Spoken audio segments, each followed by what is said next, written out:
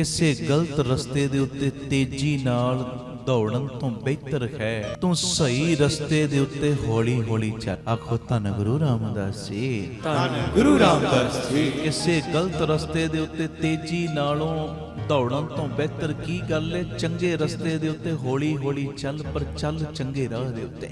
ਜਿੱਧਰੋਂ ਗੁਣ ਮਿਲਣ ਇਕੱਠੇ ਕਰੀ ਜਾ, ਇਕੱਠੇ ਕਰੀ ਜਾ।